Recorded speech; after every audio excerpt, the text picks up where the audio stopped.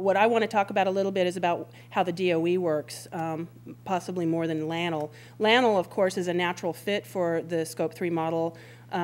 We have a large high-energy physics group at LANL, and open access, as you've heard already this morning, has been a pioneer in open access.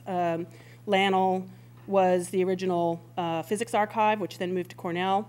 And the high-energy physics community also has been a pioneer in terms of the CERN preprint server and SLAC Spires. So it was very natural when we got a call in December, started learning about SCOAP3, and heard about the success they'd had in Europe also. So there was that background that there had already been a lot of buy-in internationally for us to join in this, this movement.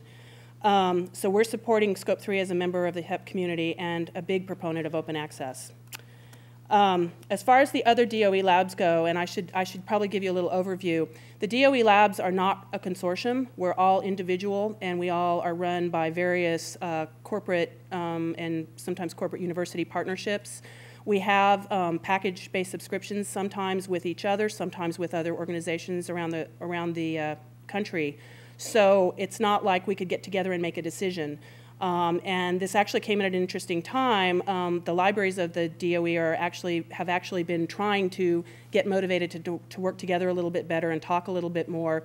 So when this came up, it was an opportunity for LANL to try to get the others together. Fermi and SLAC they were actually the ones that called us. And then we have spent quite a bit of time in the last couple of months trying to talk with the other labs who all have different kinds of management chains that they have to run through to get the okays to go with something like this.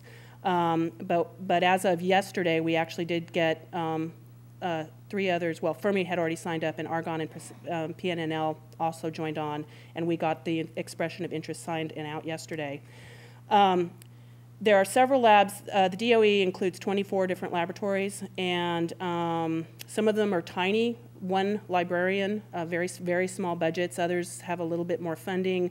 Some do basically no HEP research, although I think one of the things we haven't finished talking about is when they are members of subscription packages that include some of the journals that are involved in SCOAP3, how that will be handled. But a few of them have sort of backed off and said, you know, we don't do HEP research, so we can't play here. I think it's really important for us all to be talking about the open access models, regardless of whether it's in the HEP community or not. So it's been a good discussion to keep us together and keep us talking. And several labs are waiting for an outcome, a written outcome from this meeting, so we're going to pass information back. There's a few of us DOE librarians here looking at the presentations today to see how we can move forward. I'm going to list the concerns that some of the labs have expressed. I think a lot of them have been answered. I know that a lot of them have been answered for LANL. I'm going to just quickly throw them up here, and there'll probably be things that if they haven't been answered in previous presentations, I think that they will be part of the question and answer period today.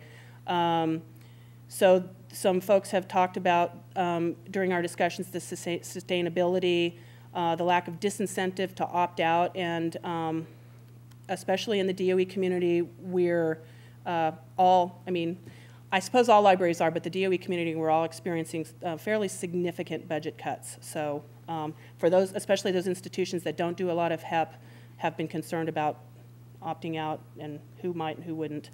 Cost savings need to be verifiable. Multi-year commitments, again, may be unsustainable due to budget uncertainties. The declining value of the US dollar plays in, and a comment that SCOAP3 pays for peer review instead of paying to read. And that's a much deeper conversation.